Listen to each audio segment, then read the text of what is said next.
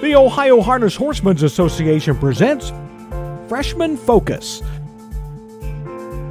A look at 2-year-olds in training across the Buckeye State.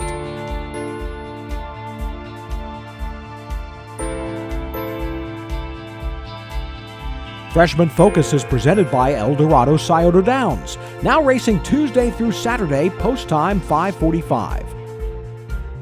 By Sugar Valley Farm, looking for your next quality standard-bred racehorse? Look no further than Sugar Valley Farm in Delaware, Ohio. And by the Ohio State Veterinary Medical Center, caring down to a science. And now here's your host, Roger Houston. Welcome to another edition of Freshman Focus. Today we're at the Warren County Fairgrounds in Lebanon, Ohio to talk with trainer-driver Jeff Nisonger. After this message, we'll return and go outside for our sit-down interview with Jeff Nisonger about his Ohio breds in training. Racing is back at Eldorado Scioto Downs. Catch the excitement all summer long. Live racing every Tuesday through Saturday nights. First race post time is 5:45. Mark your calendar to see the future stars with a $150,000 Next Generation July 6th. Thrilling harness racing at Eldorado Scioto Downs. One track, 90 racing days, 100% action. Horse players can earn points with the new Caesars Reward Program. Eldorado Scioto Downs. Racing returns May 9th. Welcome back to Freshman Focus, and we're here with Jeff Nisonger. And Jeff, a little different plan for you this year. You stayed down in Hawkinsville a little longer than you normally do. Yeah, our track wasn't that good at home, and so I thought to get the most out of Hawkinsville and take it to our advantage. I stayed 2 or 3 more weeks down there with the 2-year-olds. The 2-year-olds, more time down there. Any problems with them when you came home? Did they get sick or anything like that? Not so much sickness, but to teach them a half, you know, is a little bit of a disadvantage sometimes for the first week or two. Yeah. A lot of trainers turn their horses out for a few days after they come north. What do you do with your young horses? I just give them a day off. I leave them in the stall. I have bad luck turning them out a lot. Does that carry on into the season once the racing begins? Yeah. I've just seen so much in the past that, I mean, everybody wants to be nice to them, but I've had bad luck doing that. Well, you have to do what works for you. Yeah, each guy has their own ways, and if they try to change, sometimes it don't work if you try to imitate someone else. And I kind of got my own way, and I kind of stick to the plan. When it comes to breaking these yearlings, now 2-year-olds, do you break them up here or you do that down in Hawkinsville? Yeah, I try to get them out of the breaking cart and hobbled, pretty much everything to where they're solo, and then that's when I head south.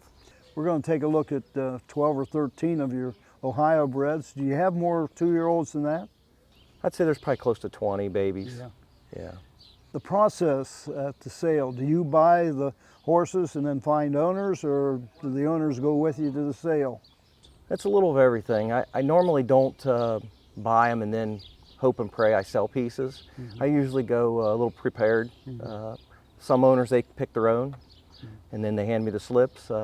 Some I go and look at for myself, and then there's a couple of us that go together and we just walk around the sale and we all agree on a horse.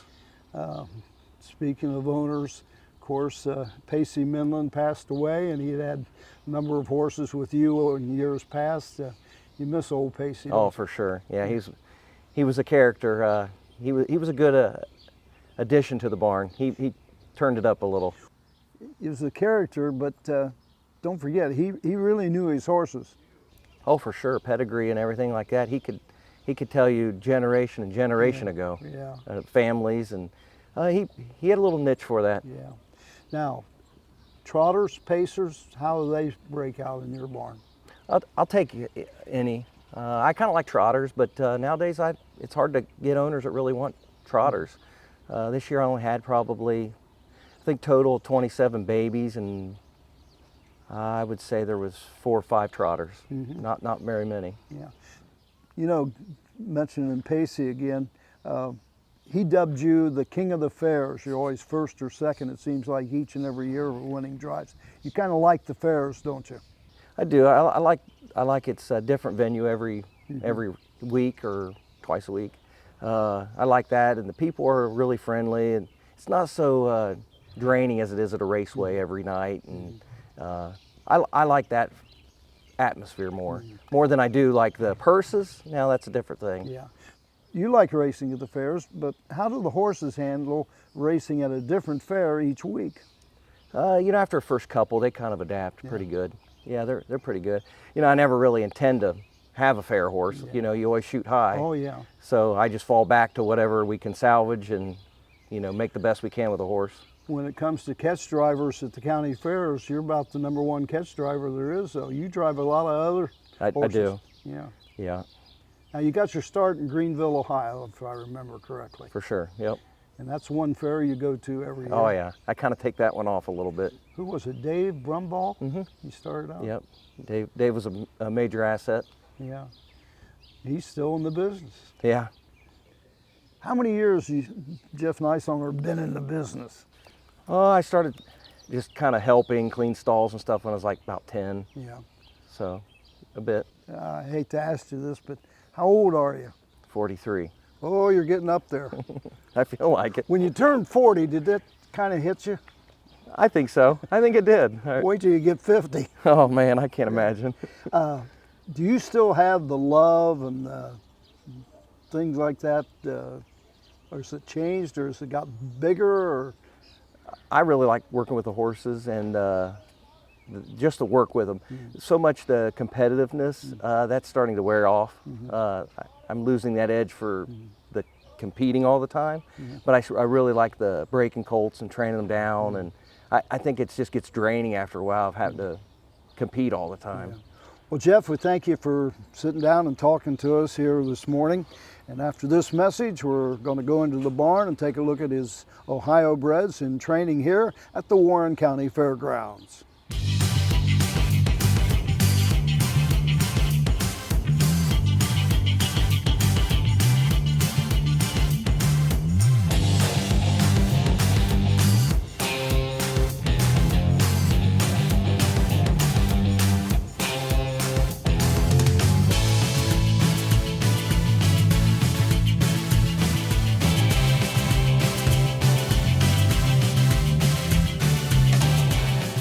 At Ohio State's Galbraith Equine Center, our veterinary champions are here for your champions 24/7, 365 days a year. Our expert team of boarded surgeons, sports medicine and rehabilitation specialists, together with veterinary cardiologists, internal medicine, and ophthalmologists, make our hospital your best resource for all sport horse performance issues. The Ohio State Veterinary Medical Center's Galbraith Equine Hospital. Call us today at 614-292-6661. Welcome back to Freshman Focus, as we're going to go through the barn and take a look at Jeff's 2-year-olds in training. And we'll start off with the filly Lindell Lane by Run Amadeus out of McVenus by McArdle. Real quick, little marking there on the... Yeah, she got cast the other day Yeah. and scraped her head on the wall. She's kind of a frisky filly. She always is going wild and silly. She's tough on the track too. Is she out on the track as well? Yeah, she sees dead people. Yeah, really? Yeah, she does. But she seems to do her job good though. Yeah. She's got real good size to her too. Yeah, she's a big filly. A lot of them Run Amadeus, they throw a little size to them. Yeah. And how much you been with your 2-year-olds? My 2-year-olds, I've been between 2.3 and 2.10 with about 20 of them. I guess we're getting closer to the qualifiers because all these freshman focus, they're going faster and faster each week. Yeah, I'm usually a little ahead because I go south, and I put mine on a pretty stringent schedule. Now, how fast did you go down in Hawkinsville with them? I worked in between 10 and 12, everything. Really? And 1st of April. That's my go-to, is I want to be between 10 and 15 1st of April. So when you come up then, jog them, and the first training miles, you go up here a little slower than 10 and 12? When I come home the first 2 weeks, I just go slow trips, Yeah. maybe once a week slow. And then after that, I catch them back up to where they were. Do horses' attitudes change from being in Hawkinsville to come up here? I've noticed a lot. You're teaching them speed on straightaways and stuff. Then you come here, and it's actually interesting because they'll try to blow the turns, and you actually got to kind of teach them actually like bend around a turn. You have to change the rigging, and it is quite a bit different.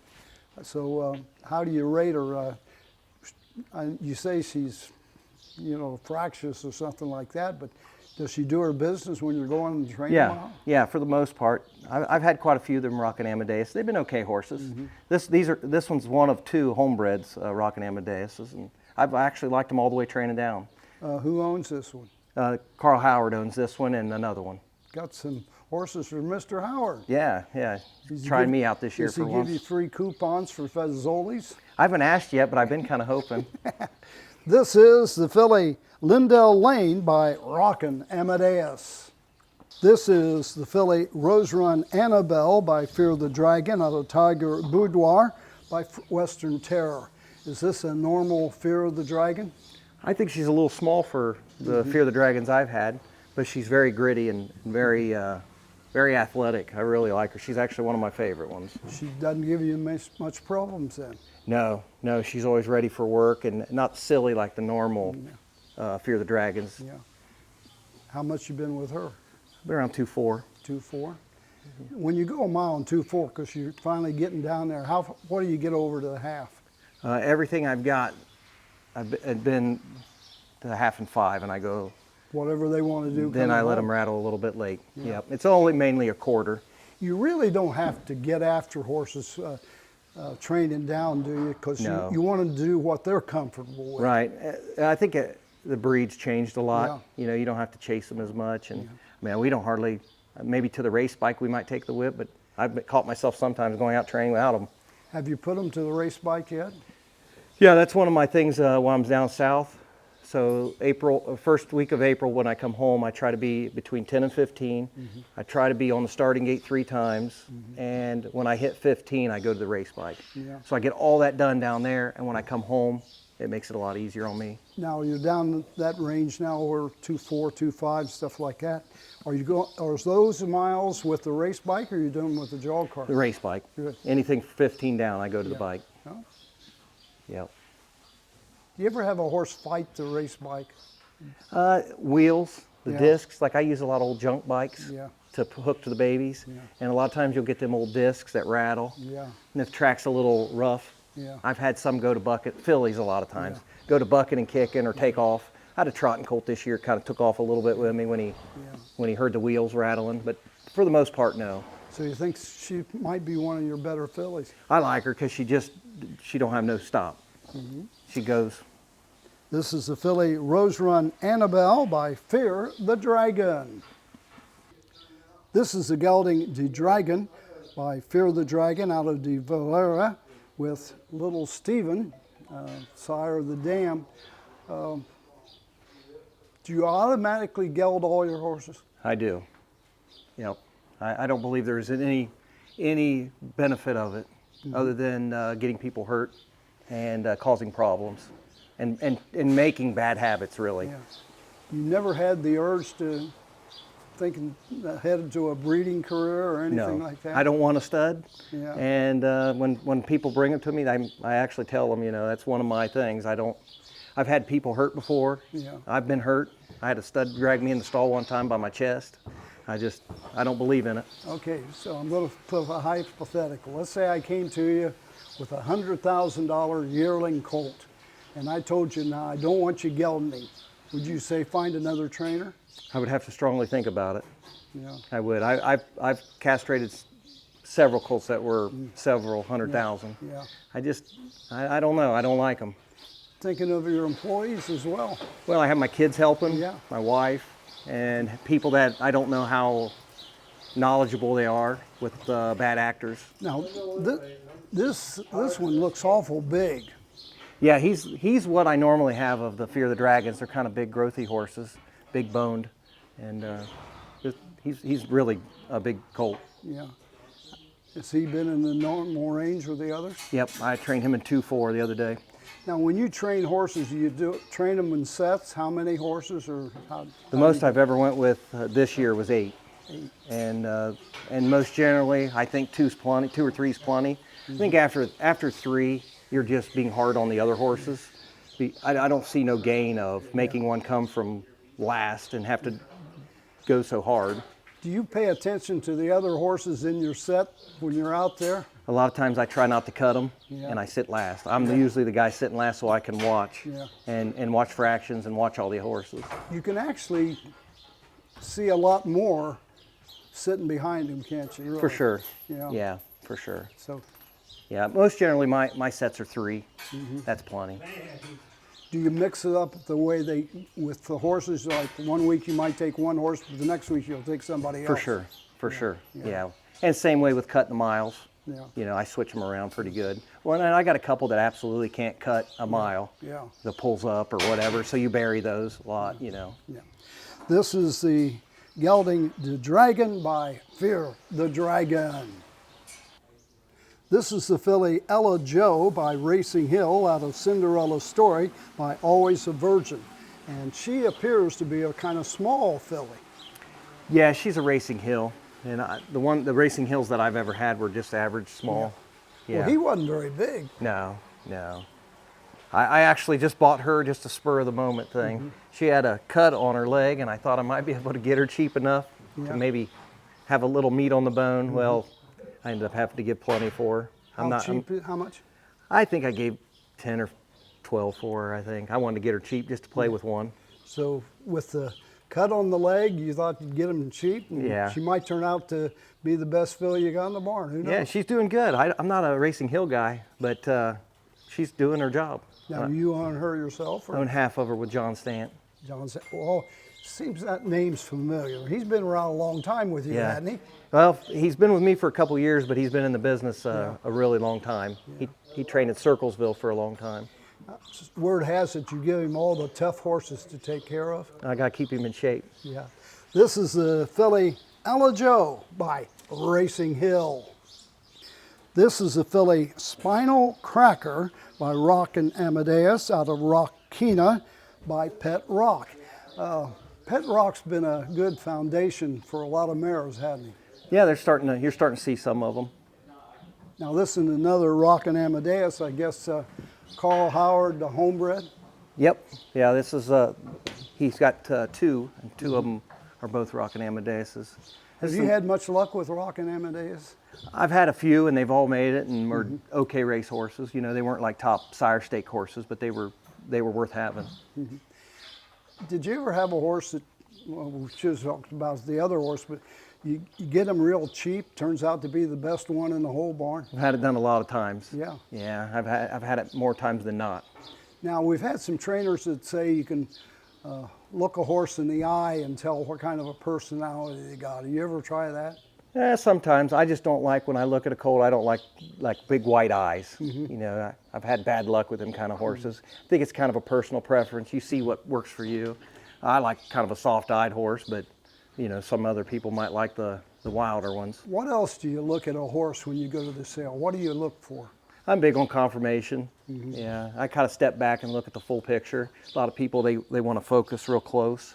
I step back and look at, you know, the whole package. Then I try to imagine what they would, you know, if they grew. Like I'm kind of lean towards more the smaller horses so they have room to grow.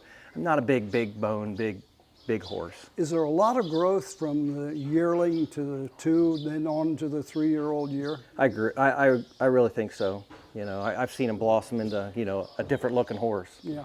With that growth, do things change with their style, gait and such? Oh yeah, you'll get a lot of horses that grow fast or big boned horses. You'll see a lot of soreness, you know, kind of achy.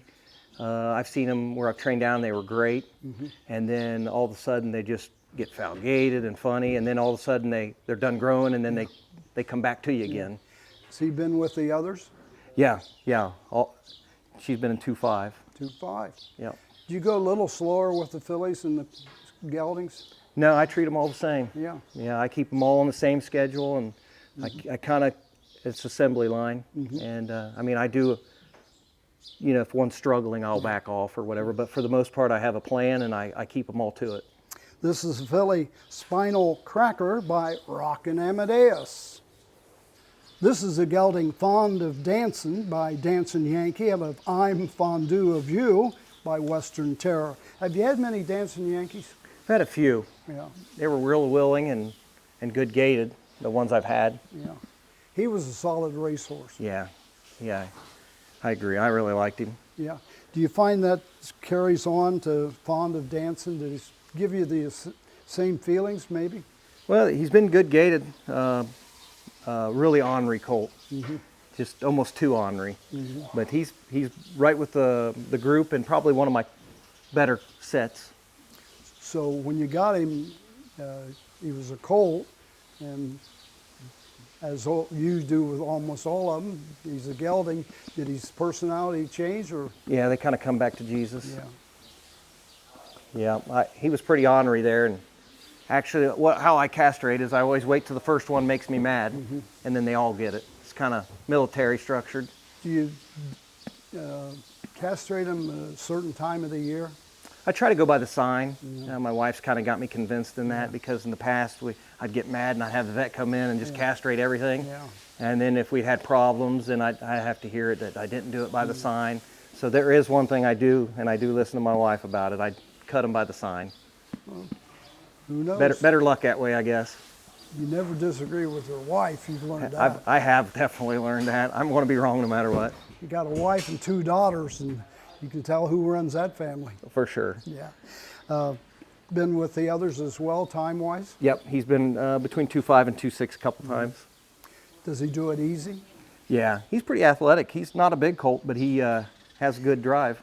You say he's not a big one, but he does look kind of stocky. He's got a good chest on him. Yeah, kind of Yankee Cruiser kind of thing. Yeah. They're kind of short and stocky. Yeah. This is the gelding Fond of Dancing by Dancing Yankee. This is the filly Laughing in the Rain by Down by the Seaside of Get the Look by Cam's Card Shark. Down by the Seaside, it doesn't have C in it, but the original horse had an original name, but the owner changed the name. Yeah, they changed their names of a few of their horses when they get them. I always think it's bad luck, so I don't ever do it. Yeah, the ones you buy, you don't change the name. It's bad luck normally. You know, I've always felt when it comes to horses' names, there's very few world champions that have a terrible name. You That's ever notice exactly that? right. I agree, 100%. Always properly named and stuff.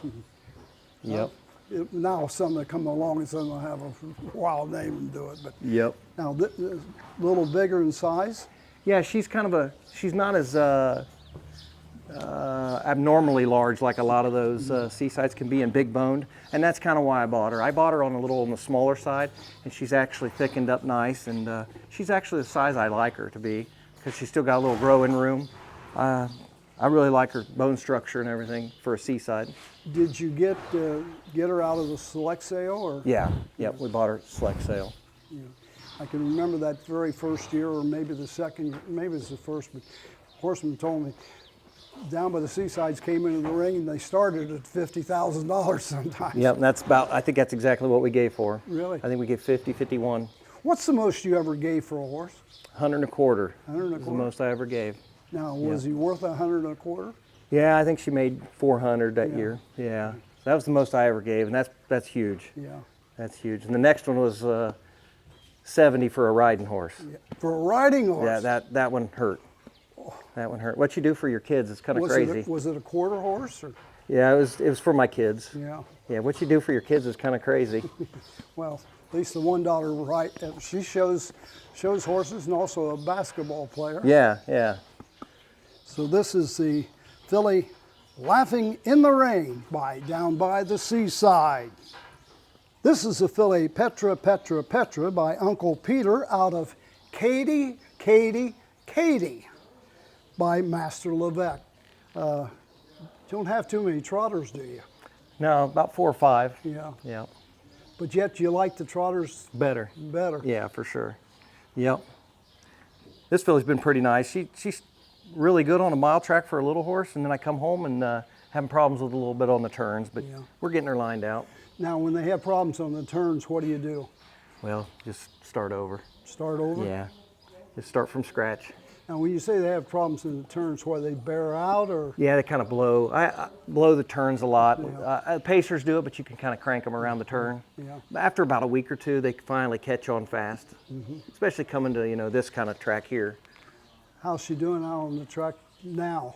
Good. I've been in 210 and kind of got her ironed out a little bit. Yeah. I mean, I don't know if she ever made a break all winter. Now, you say 210, that's about as slow as you've been with any of your two-year-olds. She's the slowest. Is it just her that you have more patience with? Yeah, well, I had to back up and start Yeah. changing some shoeing and rigging, and got her trotting now on a half finally. I know you're patient. Well, I know your superstitions about so many things you mentioned so many times today, but do you have a lot of patience? I feel like I do, but I think the older I'm getting, the less I'm having. Yeah. You know, bad horses, I got to make them leave because it just takes me down. Well, they always told me if you're going to train trotters, you better be patient. Yeah, for sure. Yep. This is the filly Petra, Petra, Petra by Uncle Peter. This is a gelding Cruisin' Over Fire by Catch the Fire out of Cruise on Ashley by Yankee Cruiser. Catch the Fire, is this the only one you have by Catch the Fire? That's the only one I could afford. Really? Yeah, I've tried to bid on a few of them, and I feel like I overpaid for him. Yeah. How much did you pay for him? I think we gave 30. 30,000. Is it the way he's standing, or is he hit his knees? No, he doesn't. He just standing kind of whopper jawed here. Yeah. But I have boots on him. Yeah. But he's a big tall colt. He wears like a 62-inch hobble. He's a big colt. Yeah. Now, how's he been doing? Been doing good. He's been top of the list all winter. Very athletic. Yeah. Likes his job. Now, the tooth dentist, as we'll call him, was here today and worked on this one. Do you have the dentist work on all your horses sometimes?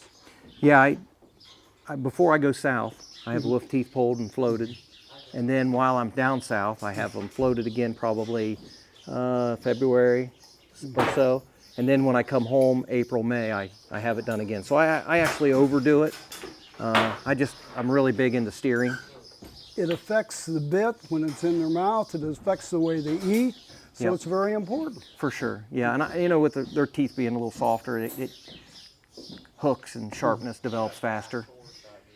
Do most of the horses not mind the tooth dentist, or are they hard to work with? I'd say probably overall they're pretty good. Yeah. You get that one or two here and there, but he gets along good with them. Once you get them in tow, not much they can do to fight you. Right. Yep. Yeah. When you get them all. Yeah. This is the gelding Cruisin' Over Fire by Catch the Fire. This is the filly Juicy Gossip Girl by Western Vintage out of Bellflower by Fly Buckeye. I haven't seen too many Western Vintage this year, but you've had them before, haven't you? Yeah, I've had about one or two a year. Yeah. They don't have a lot of heart, but they're a decent poor man's horse. Yeah. And I really like this filly's mother. When you have horses that you maybe like the mother or you like the stallion, does that big influence when you go to the sales? I think so. It's just like if you got a family that does you good, it's hard not to go back to the well. And I remember I watched this filly's mother, and she was a kind of a front end specialist, and I just kind of liked it. Now, fillies or the mare compared to the stallion. Do you have a preference? Which is the most important, the mare or the stallion? I'm 100% the mare. Yeah. I really am. All the studs are good bred, and all of the studs are usually fast if they're breeding and standing. I'm more into the production if the mare's actually producing, and I like to read more into the female line. Must admit, Virgil Morgan Jr., he feels that the stallion is so much more important. Yeah, I disagree totally. Yeah. Well, I'm glad somebody disagrees with Virgil. Out on the racetrack. She's nice. She is very temperamental. She's one of the ones I have to treat different. She won't train by herself, which my babies have never trained by themselves until I come home. Here and there, I'll take them by themselves, but she won't train by herself. She'll walk, and then when you put her in with company, she pulls. So she's kind of odd, but she's a work in progress. Kind of a nice filly, but she's a big filly. Yeah, kind of a stocky, kind of a nice filly. What size hobble? She wears a 56 and a half. 56 now. You reach a point where you might give her more hobble? I let them tell me. Yeah. Will it change when they actually get in the race mode? Qualifying races and races, do the horses change much? I think so. You know, you'll notice them get a little warmer, you know, aggressive. Then you'll get to see really their real personality. Like you can keep them quiet at home, keep them in check, but then once you kind of turn them loose a little, some of them get a little rank or a little excitable, and you'll start to see the true horse. You know, you notice you drive an awful lot of fair races, probably more than anybody else in the state. But you do put up catch drivers occasionally, especially when you're still in Hawkinsville with the horses get to the track. But racing's different from the county fairs to the race meets, isn't it? Yeah, you know, there's nobody hardly at the fairs, and you know, that's my last resort with a horse if I'm there. Yeah. Trying to, you know, gather up what money we can to salvage the year or salvage the horse. I do put up catch drivers also on my own horses because I feel like they get a little laxed with me or my style, or as a trainer, you'll either, I feel like sometimes you'll overdrive or underdrive it, and sometimes it's good for a change. That catch driver just possibly might see something that you haven't noticed. For sure. I'm always big about multiple eyes on a horse. Like when I go south, I've got, you know, 2 or 3 pretty good people that, you know, it's nice to have extra eyes. And so I feel like you're getting an advantage. Yeah.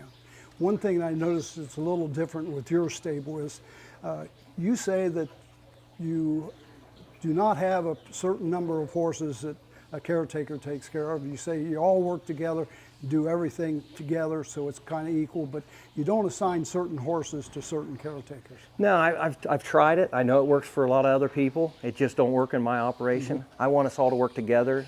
I don't want someone just doing their style of training or grooming on one horse. I want us to work together as a team, and I like to oversee so much. Yeah.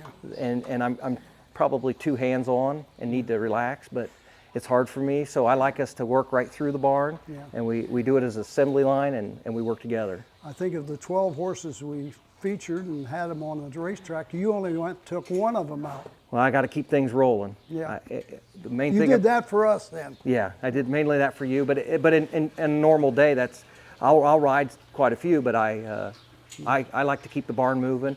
I like to be hands-on with a horse. Like anybody can go around circles. There's more to a horse than just being on the racetrack. 100%. I think there's just as much in the barn as on the track. This is the filly Juicy Gossip Girl by Western Vintage. This is the gelding Oh Mickey by Long Tom out of Mickey Levesque by Master Levesque. Another trotter. First one I saw, I thought might be a Sweet Lou. Yeah, got a lot of chrome. Yeah. Do you like a horse with chrome? It doesn't bother me too much. Yeah. You know, I know the old sayings, what Regal used to tell us about 1 and 2 and 3 stockings. Yeah. And I don't know if that's true or not, but it is funny to watch. Being as superstitious as you are, you'd think you might have had some of those. Well, I kind of stay away from too What's many. he got 2 white ankles? Yeah, he's got 2. Yeah, That's okay. that's okay on that one. 3 is where we draw the line. Yeah, how has this gelding been doing? He's good. He's the tough. I had 27 or so babies this year, probably broke 35. And he was the toughest of all. Really? Yeah, he put me to about every challenge I could do. Yeah, It took a month just to bridle him and do it right. yeah. Well, I know of the fairs I had last year, I think of the trotting stallions. He was the winningest trotting stallion at the fairs that I was at. Awesome. Yeah, this colt's actually the reason why about 15 or so got castrated. He was so mean. He pulled the wall down, and I mean, he was rank. But now I think we got him. You ever consider putting bubble wrap on these stalls? There are a lot of times I've thought about it. Yeah. I have matted a couple stalls down just for certain horses. Yeah, well, you almost have to on some of them because they just stand there and just do it. What about with the gates, the metal gates? That Not too bad. You know, I have them with young horses. You'll have them rip them down and stuff here and there. Now in Hawkinsville, though, you had the old wooden doors and everything, Like top and Scioto. the bottom. Yep. Did you notice, did horses change when you go to the metal gates? Well, down there, after the first year of learning hard lesson is you couldn't use the wooden doors on babies. Oh, really? We would have one loose once a week or twice a week. They just plow through the doors. So the last 5 or 6 years, I've had to, I go metal gate and then I shut the bottom wooden door. Yeah. So they're kind of double locked in. Yeah. Well, I had to learn all that from mistakes. But they didn't like the wooden. Well, they just would like walk, like the colts, they just run right through them. Yeah. Just plow right through. Is he pretty good out on the racetrack? Yeah, he's got good manners on the track. Seems to like his job. Doesn't give you any fits? Not too bad, just in the barn here and there. You want a horse when you're breaking him to do what you want him to do. Are you the boss of this one? Well, most of the time. Yeah. Until I'm not, and then all hell breaks He loose. still has his days. Huh? Yeah, he is a trotter. Yeah. This is the gelding Oh Mickey by Long Tom. This is the gelding The Twin Dragon by Fear the Dragon out of Twin B Diva. And Twin B Diva is sired by Cam Luck. Have you had good luck with this Fear the Dragon? Yeah, he's just okay. Yeah. Yeah, I once again, probably another one I overpaid for, but better than an empty stall. Yeah. How much you been with him? Worked him in 2-4. 2-4. Yeah. Well, at least he's going with the others right Yeah, now. he's keeping up with them. Yeah. He's one of them ones that had like growing pains. When I got him, he was pretty colt, and then kind of had a growing spurt, and he kind of got gangly. And then after that, he caught back up. When they have that growth period, sometimes a lot of horses can handle it, but some it really affects. Yeah, it does. It definitely depends on the individual. Yeah. Some horses go right through it and you don't even notice it, and some it just like it pretty much stopped this colt for a bit. Yeah. Any peculiarities with him? No, he's really nice.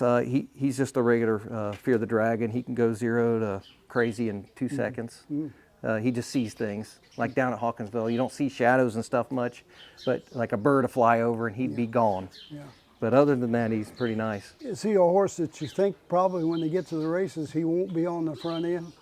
You know, he Or could. you have to be on the front end? No, I think he could do it either way. Yeah. Yeah, he's universal. Yeah. He's actually really nice when he's behaving. When you're driving, post position though means an awful lot, doesn't it? Well, especially in Ohio. You better be up close and personal.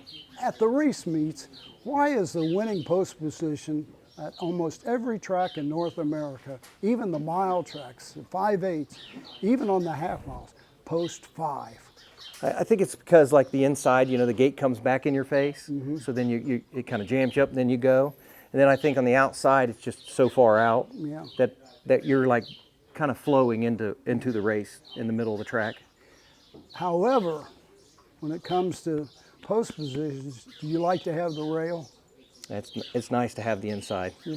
Depends which horse you got Yeah, too. yeah. I like the inside, not necessarily the rail, but 2, 3, 4. Yeah. That's great. Dave Pallone once told me, he says, I'll take the 5-hole any day I can get it. Yeah, it seems like a good post. Even when they have their choice of post position, sometimes they'll take that 5-hole. Right. Yeah, I hear a lot of guys say that. Yep.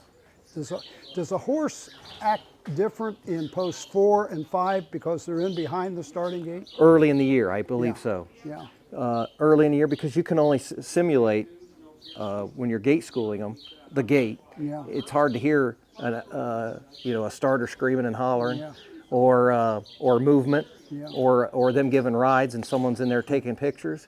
I think for the first few fairs or first month of a young horse, definitely. I've seen that a lot. I actually kind of dread behind the car early. Early in the Yeah. This is the gelding The Twin Dragon by Fear the Dragon. Well, that wraps up another edition of Freshman Focus. We'd like to thank Jeff Nisonger and his second trainers and caretakers as well for making our job real easy today. We ask that you join us again next week for another edition of Freshman Focus.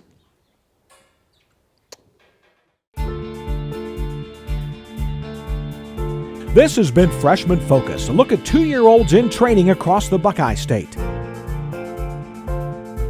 Freshman Focus is presented by Eldorado Scioto Downs, now racing Tuesday through Saturday, post time at 5:45. By Sugar Valley Farm, looking for your next quality standardbred racehorse? Look no further than Sugar Valley Farm in Delaware, Ohio. And by the Ohio State Veterinary Medical Center, caring down to a science. Freshman Focus is a presentation of the Ohio Harness Horsemen's Association.